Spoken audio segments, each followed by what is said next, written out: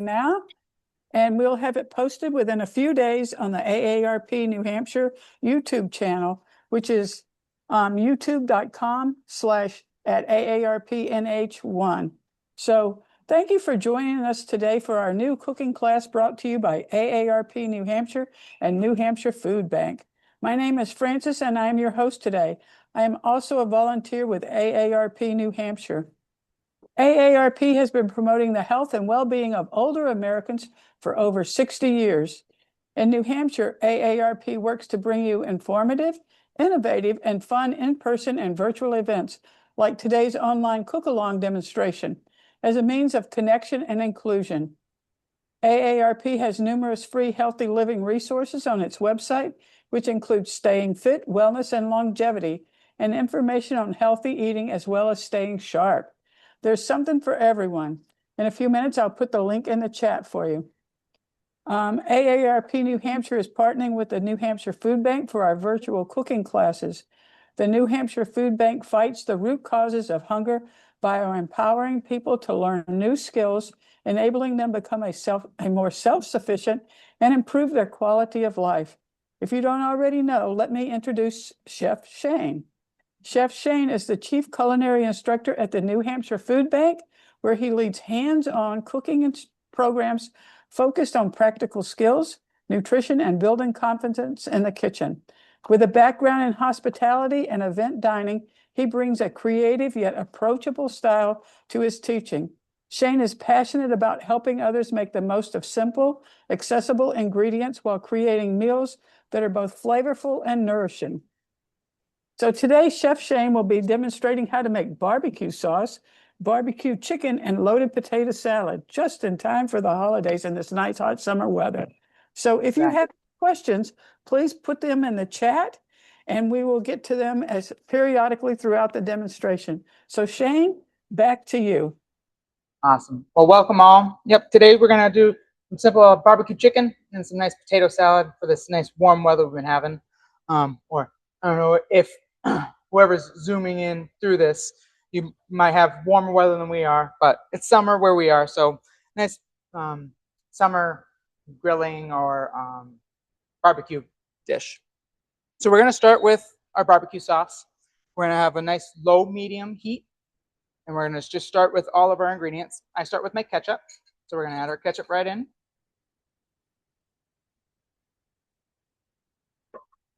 Ketchup. And all we're pretty much doing is getting the sugar, the brown sugar, melted and get everything incorporated. We're not going to cook it down too much because it's going to cook in the oven with the chicken. So they're just building the flavors together before we add it to the chicken. So I just added my brown sugar, my ketchup, and you can use any other sugars if you want. Honey works too. This is just a base. Some type of vinegar. And somebody's going to do some apple cider. And you can use a different vinegar if you want as well. And these are just some nice, simple spices you can add to your barbecue sauce. All I have here is some smoked paprika, some cumin, and some pepper and salt. It's just very simple, but you can add or take away whatever spices you like. Some people put garlic and onion in it. Some people like different spicier spices. Some people like some herbs, but whatever you want to use for your barbecue sauce, you can also buy one. Your favorite barbecue sauce from the store works the same. All we're gonna do is get this cooked down for about 5 minutes. While that's cooking, we're gonna get our chicken situated. So I'm gonna grab a pan, our tray of chicken, and a nice bowl. So all we're going to do, we have some nice, go right here real quick, some nice thighs and drumsticks. What you can do for this dish, you can either cut them in half and separate them, or you can leave them whole if you would like. You can use chicken breast for this. Actually, got to turn this down just a little bit. So this is what we're looking for, just so it starts bubbling, but we don't want it to burn. And we're just looking for all the ingredients to melt down together and build a nice sauce. So all we're going to do is I have a thing called a boning knife. If you don't have one of these at home, a paring knife works too.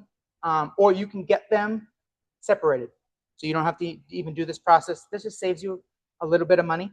So what I'm going to do is I'm actually going to grab some things. And what we're going to do is we're going to cut this in half right at the joint piece. So you'll see, I can bring it to the camera a little bit. You have this piece right here that goes along the bone. And all we're doing is cutting it right in half. Nice, solid cut. And you'll see it cuts right through the joint. And all we're going to do is throw them right in the bowl. And do the same thing. And you'll see it's right, there's actually a fat line that you can see. And it just cuts right down the bone. And you'll kind of feel it as you cut. And you go right in the joint. And if you can tell, I'll bring it up to you a little bit. There's a joint right here that we're just going to cut right through. Just one solid cut. And that's all the bone that's all the cutting you'll have to do for the chicken. We're going to take this away. And we're going to give a nice toss for our chicken. So this dish, we're building levels of flavor as we're cooking it. So all we're going to do is we're going to take just a neutral oil. So vegetable oil, canola oil. The recipe says grapeseed oil because it doesn't have any taste and is a higher smoke point. Which smoke point means that it's not gonna burn as quick. This is looking really good. So we're gonna hold our vinegar till the end. And we have our nice spices. So we have some chili powder, some smoked paprika, and a little salt. We're not gonna add any pepper to this because we don't want the spiciness of the pepper to overpower our chicken. And we have already some other spicier or spicier spices, so that we have the paprika and the chili powder that's going to give us that spice that we're looking for. I'm just going to lightly coat this.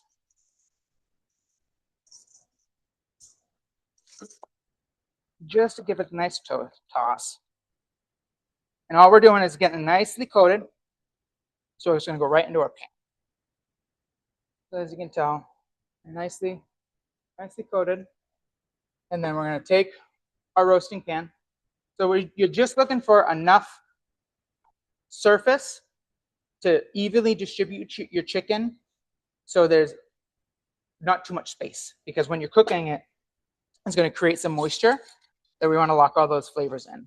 So we're looking really good. All of the brown sugar now has been dissolved. We have a nice smooth sauce. So all we're going to do is dump it right into our pan. Get all the bits you can out. And I did the normal recipe. You can double the recipe and have a little barbecue sauce on the side. Or if you don't want to, you can have it just the way it's produced. So all we're going to do is, now that our chicken's nicely coated, we're going to add it right to our pan. And this is going to cook in the sauce. And a lot of times what happens with cooking chicken, it can dry out very easily. So this will help it from drying out and keeping all the flavors together and somewhat braising it as it cooks. So we're going to throw this into a 475-degree oven for 30 to 35 minutes till it's cooked all the way through. We're going to temp it. It'll be 165 degrees, and then we're going to toss it. But I'm going to show you, we have one in the oven that we're going to finish up a little bit. I'm going to show you the potato salad, and then we'll finish up the barbecue chicken after it cooks a little bit longer. I'm going to give this to my assistant. That's going to go right in the oven. So now we're going to start our potato salad while that's cooking in the oven. And if anybody has any questions, please don't hesitate to ask.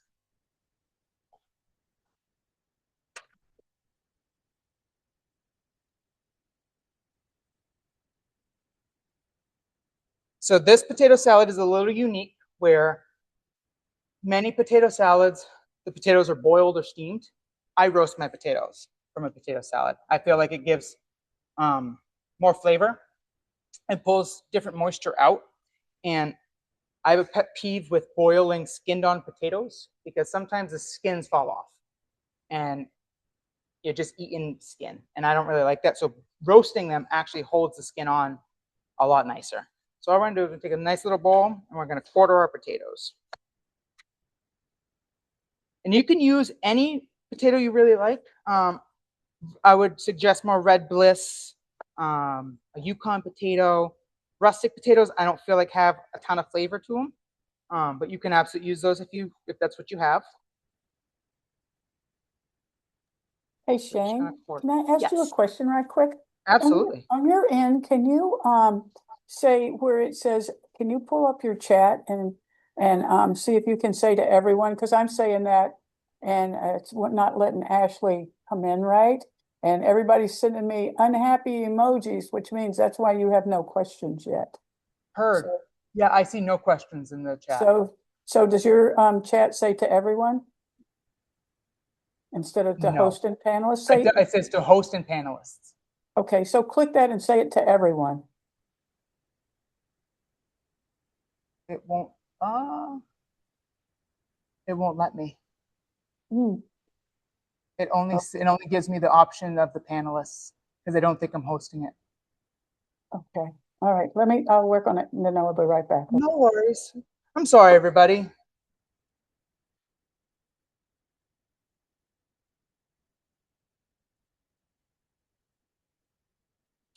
So we're just going to continue to cut. Okay, Shane, if you could try that one more time. I just made you a co-host. Absolutely. No. Oh, yep. We should be good now. I got everybody. Somebody want to ask a question? And we can see if it comes through. If anybody has a question.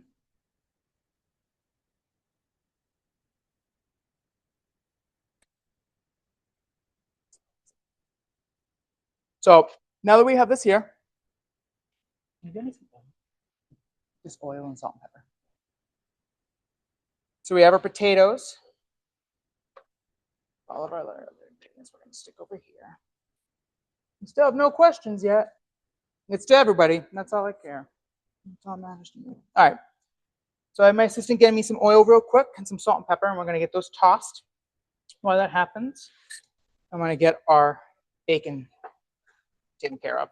So there's multiple ways to cook bacon. This is the easiest way I do it. It's I guess, less messy, and they cook very evenly. So all we're going to do is we're going to take a nice parchment lined sheet tray, and we're just going to line these bacon up. And it's okay if they overlap a little bit because they're going to cook down and lose its size while it cooks. So all we're going to do is throw these in here. I'll throw kind of a couple on the end, and then this is just an easy way that you don't have to mess up your stovetop because bacon splatters and it gets messy and it's gross. So you'll just throw this into same temp oven for 425 for about 5 to 8 minutes, depending on your bacon. Will depend on how cooked and how long it will take to cook. So I use a nice North Country bacon. It's on the thicker scale, so it's going to take a little bit longer. Your thinner bacon is going to take less. Your thicker bacon is going to take more. But the temperature should be the same throughout. So 400 for 8 to 10 minutes. But you'll see they'll get nice and crispy. They'll shrivel up. So I'm going to throw this. Actually, we're going to give it to my assistant. She's going to throw it in. And then we're going to season up our potatoes. So all we're doing now is here. I'm going to take some nice kosher salt.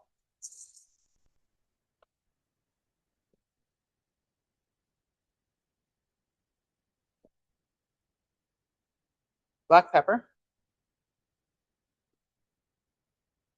And some oil. And same thing, a nice neutral oil, something that that's going to give too much flavor off of.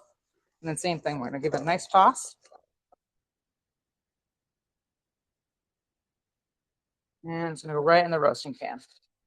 A nice big enough pan to fit everything, but not too small. And these are going to go right into the oven for about 15 to 20 minutes, up to 30 minutes, depending on the size of the potato. But you just want to have a fork tender. So you're gonna put your fork or toothpick into it, and it needs to release easily. And then that's it. You're gonna leave those in the pan, and then cool in the pan. So that will help dry them out a little bit more.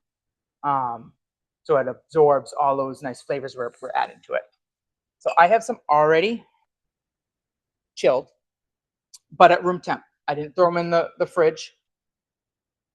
But temp and how long? So about 400 degrees, 425, depending on the oven, and then from 30 to 45 minutes, depending on depending on what potato you're using.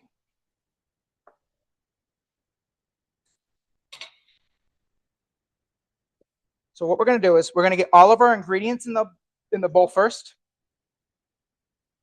We're actually going to mix the ingredients first, and then we'll add all the ingredients in. So I have some sour cream, which many potato salad recipes are made just with mayonnaise, which I think can add a little bit more flavor to your potato salad. This gives a little tang. You can also use a dairy-free mayonnaise and a dairy-free sour cream. They make those now. And then we're just going to add our mayonnaise.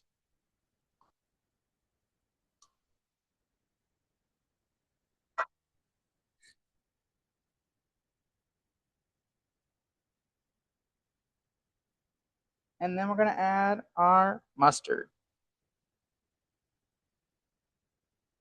We're going to give this a nice whisk to incorporate. I'm going to set that aside.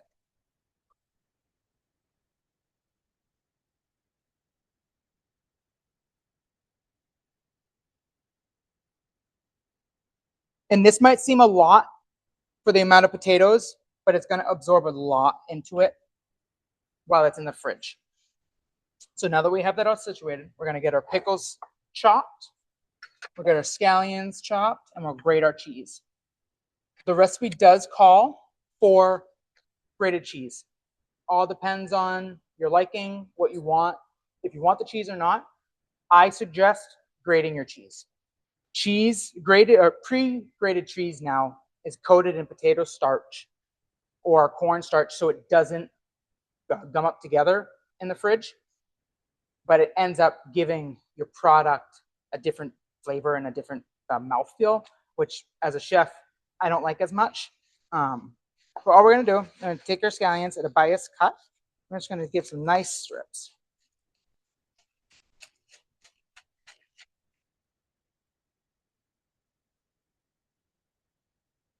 And then each time I get something done, I'm just going to throw it right in the bowl. This is an easy one where nothing really has to go in at one time. You just want to make sure the dressing's made before you add everything in. That, so scallions go right in.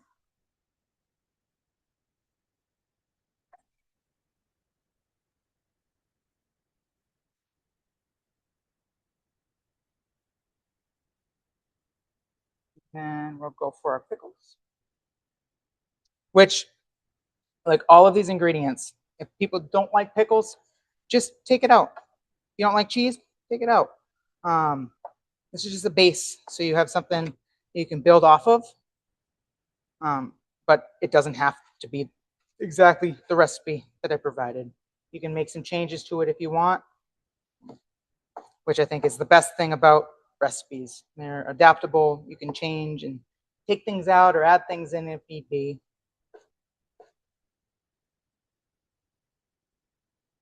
It seems like we're still having some technical difficulties for questions, which is a bummer.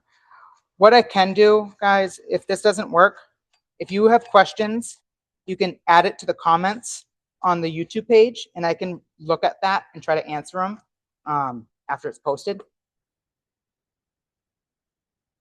So then all of our pickles are nicely chopped. It's going to go right in as well. And that's another thing. You can use different types of pickles. I have some nice dill pickles. You can use the sweeter ones. You can use gherkins. There's a bunch of different varieties. You can use capers if you wanted to. Something just gives a little tang and a little tartness. We're going to add our bacon. So this has already been chopped. and I chopped this up nice and large. But I would say try to use good ingredients for this. So a good cheese, a good bacon, because it's going to help the flavor of it all. We have our hard-boiled eggs and our cheese. So like I said, I would suggest for people to grate your own cheese. You'll get a better product for anything. Cheese sauces, you're just eating grated cheese, or for tacos, or anything that you're using grated cheese for, you have much better product if you grate it yourself, because of the starches that they now pack it with, so it prevents the gumming up and the cheese from becoming one solid block again.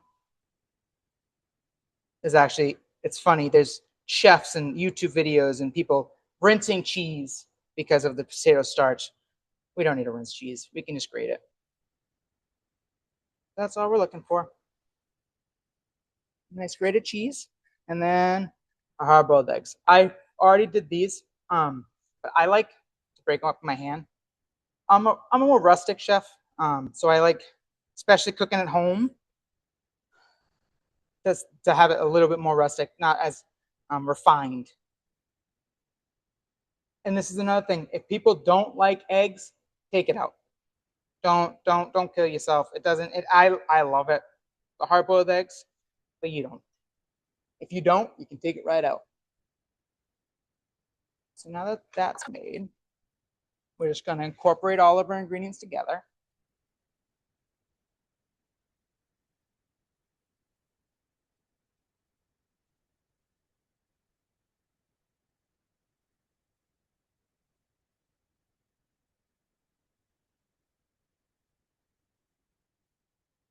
Nice and folded.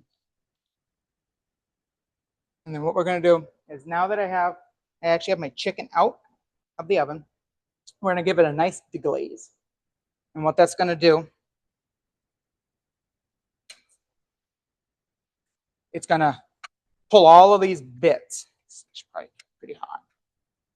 All of these nice bits around the corners is going to deglaze our pan. So we're just going to add that right to that. And that's just going to go right back in the oven for about 10 minutes till the acid breaks down your sauce a little bit, and it cooks a little bit more. This one, I didn't flip my sauce because I want to show you guys how to do that at the end.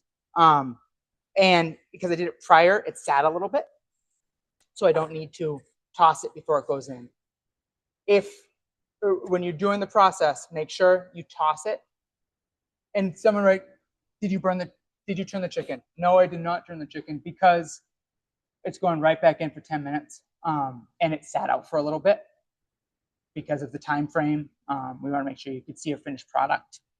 But if you're doing it at home, you want to flip it before it goes back in the oven. Just it for 10 minutes, just so it gets nice and glazed. So now that this is done, all the ingredients are nicely tossed together. Last but not least, we add the potatoes.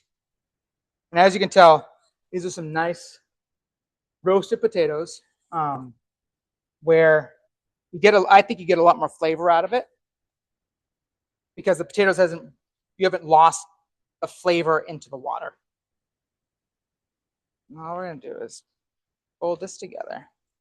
And the biggest thing with the potato salad is that I tell everybody, if you can, do it the day before, so it has time to sit. And while it sits in the fridge, all the dressing and all those ingredients are going to push in and kind of marinate those potatoes, and you'll have much better product the day after. It's still perfectly fine day of. I find that at least an hour in the fridge just helps marinate all those ingredients together. So now that that's ready, I'm just going to add that right to the pan.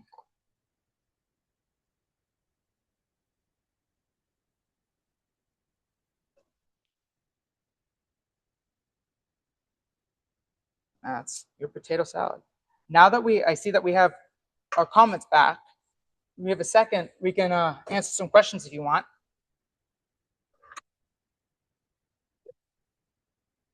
Does anybody have any questions?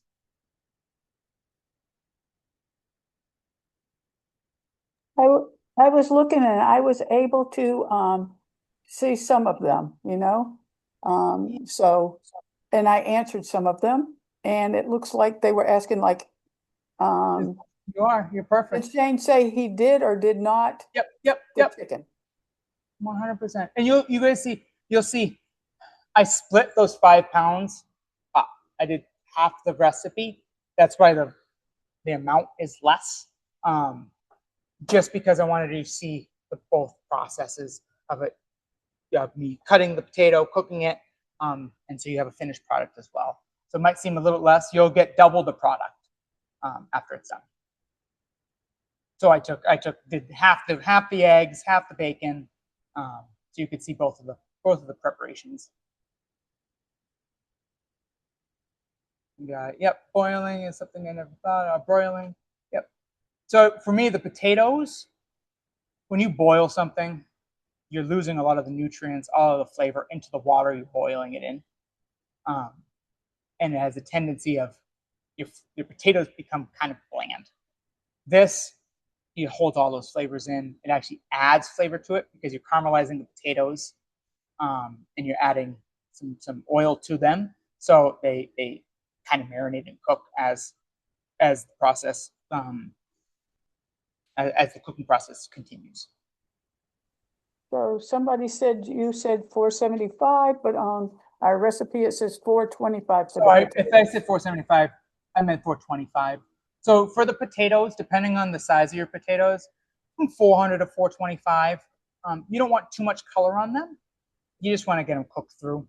So that all depending on your oven. Every oven is sadly different. So each person should hopefully have some understanding of how their oven cooks, but you use your discretion. I would start at a lower temp, and if it's not cooking as quick, you can bump it up a little bit. But these both recipes should cook. They can cook at the same temperature. 25 degrees isn't going to change too much. Okay, and somebody said, have you used capers before, and did you enjoy the taste? I have used capers before. It just adds a different, more salty than pickle flavor. But you would omit some salt if you want to use capers. Okay. But capers is a good alternative to pickles because there's so many people that don't like pickles, and you still want that little salty brininess to your potato salad. Difference. And somebody said, when initially making the barbecue sauce to put on the bottom of the pan, do we not use any apple cider vinegar because we do that part after the chicken cooks, correct? We started with our ketchup, and then we added in our brown sugar, and we let that kind of start marrying, start cooking. Then we added our apple cider vinegar, and then we added our spices, and we let that cook down. So you just might have missed that step. And somebody said, oh, sorry. No, go right ahead. Somebody said, do you wash your chicken? I do not wash my chicken. So, and there's a myth that chickens are dirty and you should wash them. In other countries, that is true. The quality of proteins that they produce aren't as clean, so they do a washing process at home to kind of reduce the health-borne pathogens you could eat. We live in a country that have really strong and strict health code violations or health codes, so our chicken's very safe. Even the Purdue or non but organic chicken, you're perfectly fine. If you want to rinse it, you go for it. But I tell everybody, you're rinsing chicken into your sink. Now you have to wash your sink. Now you have to wash everything that was in your sink because of those salmonella foodborne pathogens that could get you sick. So it's one of those steps you really don't need with the chicken we get in the United States. Anywhere else, I can't say that it's safe, but the chicken here, we're solid. Sometimes people actually cook or rinse their chicken in acid, and that's just to start tenderizing it. So washing your chicken isn't needed at all. And somebody said, can you leave the sugar out of the barbecue sauce? So you can. it's not going to taste as similar to barbecue sauce as you might want. It's just going to be kind of a spiced ketchup, just because the sweetness that the sugar gives makes your barbecue sauce. You can use Can a you different reduce the amount of sugar. sugar? You can use any type of sugar, really. I use brown sugar because I like molasses. I like the molasses and the not refined sugar, but the granulated sugar. You can use honey. You can use maple syrup. You can use the turbine or turboline sugar, the raw sugar. You can use really any sugar. But I would try not to admit it because it's going to taste very different than what we're trying to put out. Is a barbecue chicken. It would be more of a ketchup seasoned chicken, I guess, or ketchup brine or ketchup brine chicken. Okay, and can you use skinless chicken? Absolutely, absolutely. So all I say for that is the skin is going to help keep the moisture in. If you use skinless chicken, I would say try to still use chicken thighs. It's going to have more moisture to your chicken. But if you use chicken breasts or even the chicken tenderloins, keep an eye on your chicken. There's no brining to this. The bones help keep the chicken moist. And when you take that away, you have a tendency of drying out whatever you're cooking. But you can even use pork. You can change the protein a little bit, but I would try to stay with a similar protein if possible, just for cooking processes. We're actually going to pull the chicken out. We're going to give it a nice toss.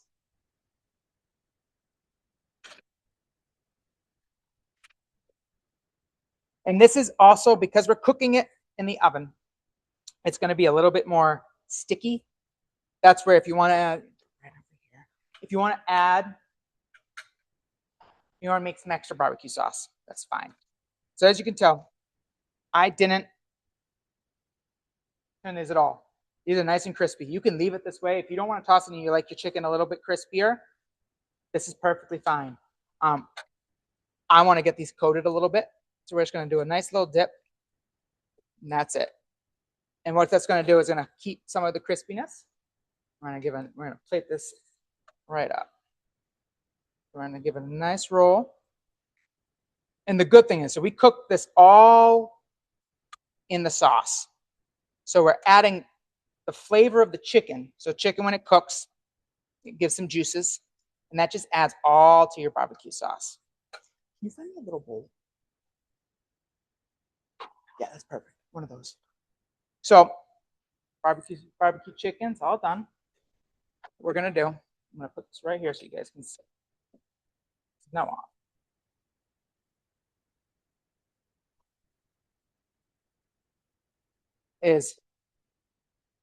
I'm just going to jostle this around just a little bit. And then what we're going to do, we're going to dump sauce right over top. And then the excess inside bowl. And the good thing with this is because the barbecue sauce was cooked, if you let's say if you just marinated the barbecue sauce in with the chicken, it wouldn't be the same. You actually can't use the barbecue sauce if you didn't cook it. But because it's cooked, this barbecue sauce is going to be one of the most flavorful sauces you can make because you cooked it with the chicken. It gave all those nice flavors into the sauce, gave some fat, and it'll be the more moist than just cooking it without the sauce. So then we're just gonna show you guys the finished products. And if we have any other questions, please don't hesitate to ask. Well, because we were quiet for so long, I know. we have a lot. So It's okay. We got time. So let's fill it in at the end with questions. someone said, didn't you add ACV to the chicken once cooked? ACV? Yeah, and I'm not sure what ACV is. Oh, apple cider vinegar. Yes. Yeah, I was busy. So I added the That's apple what I cider thought. vinegar. So when my assistant Julia first gave me the chicken, I deglaze the pan with the apple cider vinegar. So deglazing the pan means that I added it into the cooked liquid to remove or help get all those drippings and all those nice bits around the edges off. And it helps recaramelize your sauce. But that's and it was about a tablespoon. It's not much. Yeah, about a teaspoon. So very little. The acid helps break down those nice bits that we just cooked with. What we can do is put this down just a little bit so you can see the finished product. So we have our nice chicken and a nice potato salad. So that's another thing with the potato salad. You can make this days in advance. With the roasting the potatoes, it helps not preserve, but helps keep the stability of them a lot longer. Sometimes when you boil them, they end up becoming too mushy, and there's too much moisture in the sauce that or in the potato salad that it gets like waterlogged. This will never happen. I have another question for you. Yes. So, this Judy says she often quickly toasts her spices before adding the wet ingredients. Can you do that here? I wouldn't say with these spices, just because of what they are, they're just going to burn right away. If you're using any other aromatic spices that aren't a chili base, so chili bases, paprika, chipotle, chili powder, cayenne, all of those pepper spices, don't toast because you have a tendency of burning those a lot quicker. But if you're using the cumin, right, you can toast the cumin. If you're using different non-pepper spices, absolutely toast those. Toasting them actually releases the oils and makes them a lot more perfumey, if that makes any sense. It gives them more aromatic smell. And somebody asked, in the potato salad, to reduce carbs, can you use cauliflower instead? I wouldn't see why not. I've never done that. But the structure of the roasted cauliflower should hold up. And it's very similar to like a broccoli salad. So it should. That actually doesn't sound too bad. That's something different, something I had never thought That of. sounds actually pretty good. Roasting and especially roasting the cauliflower, you get really caramelized flavor from it. So that actually doesn't sound. I might actually do that at home. Thank you, whoever asked for that. It's a good. Yeah, and if you do it, you should let us know how it worked. I absolutely will. And everybody is saying how great it is and how great it was going, even though the chat wasn't enabled. Although we That's finally okay. We worked through it, right? We worked through it. And that's about it. I know this is a kind of a quicker one, but that's all I got. Does anybody have any more? Oh. Great minds think alike. No worries. We can give it a little time and see if there's any other questions that pop up. But this one also, if you want to use your grill, right? You want to not crank your oven in the middle of summer, you can do that. I would say for your grill, lower the better. Don't put it on a medium high. Put it on a medium low and let it cook. Grills cook a little differently, where the heat starts from the bottom and works up, but not as evenly because there's no airflow. An oven, there's more airflow. So if you're cooking it on the grill, just kind of cook it low. Keep an eye on it because it will burn. And the barbecue sauce, I would take it out, put it in the pan, put it in and then add it to an oven. I wouldn't put that back on the grill because this barbecue sauce will burn because of the sugar we added to it. But that's about it. And So then I think you did ask when our next one is. I believe it's July 9th. Yeah, I believe that's it is. The next one is July 9th, and you are going to be cooking marinated steak tips and summer berry icebox cake. Love it. Yep, sounds good. Love it. Really good. So let's see, I'm getting several more messages here. So now that we open the floodgates, I think know, right? everybody's mostly saying thank you, thank you, thank you. Somebody said absolutely. you can't use barbecue sauce once you've already had the chicken in it and taken the chicken out, So you correct? can, because you cooked it. If you were marinating, let's say you're marinating the chicken overnight in the barbecue sauce, right? And you didn't cook the chicken, or you didn't cook the barbecue sauce, you can't use it because obviously it's been in the chicken, raw chicken. But because this barbecue sauce was cooked for a while in the oven, that's why I actually have it a little bit on the side. You can absolutely, and this is, like I said, was going to be one of the most flavorful barbecue sauces you'll ever make, because you're adding those chicken juices that normally you wouldn't add to a barbecue sauce in with it. There's levels of flavor.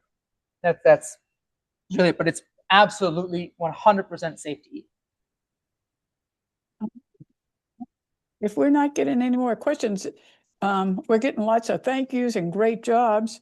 But you guys get, and also you can add them. I check the video, the YouTube videos when they're posted. So if anybody has any other questions, please add them to the chat or to the comments, and I can try to answer what I can. All right. So thanks everybody for joining us today. And you can join AARP New Hampshire and the New Hampshire Food Bank, like we said earlier, on July 9th, where Chef Shane will be making marinated steak tips and summer berry icebox cake. So please visit aarp.org/nh to learn more about all our in-person and virtual events, which also include this cooking class, gentle yoga, and educational webinars. And if you're in New Hampshire and would like to volunteer, you can visit us at www.aarp.org/nh. So we'll see you on July 9th, everybody. All right. Thank you, guys. Yep. All right. Bye.